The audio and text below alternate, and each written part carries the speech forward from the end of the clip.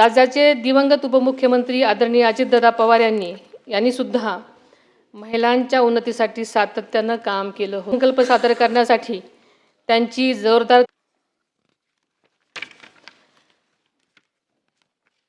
सभापती महोदय, शेवटी आंतरराष्ट्रीय महिला दिनाच्या निमित्तानं राज्यातील सर्व माता भगिनींसह त्यांच्या पाठीशी ठाम उभ्या राहणाऱ्या प्रत्येकाला मनापासून मी शुभेच्छा देते.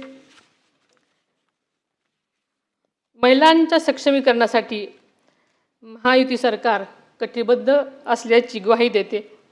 माननीय सभापती महोदय, आपल्या ग्रामीण मातीतून आलेल्या कवयित्री बहिणाबाई चौधरी यांनी स्त्रीच्या कष्ट, धैर्य आणि जिद्दीचे अत्यंत साध्या पण प्रभावी शब्दात वर्णन केले आहे.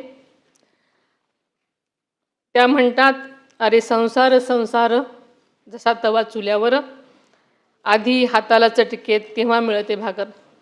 आपल्या सगळ्याला हे माहिती आहे, पण त्यांचा अर्थ खूप खोल आणि सखोल आहे. या ओळीमध्ये स्त्रीच्या सहनशीलतेची, कष्टाची, सृजनशक्तीची ताकद दडलेली आहे. आजची स्त्री अशा जिद्दीने संकटांना सामोरी जात स्वतःचा, कुटुंबाचा आणि समाजाचा विकास घडवत आहे.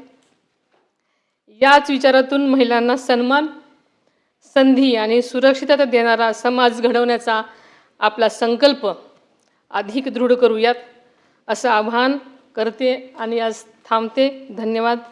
जय हिंद, जय महाराष्ट्र. एबीपी माझा, उघडा डोळे बघा नीट.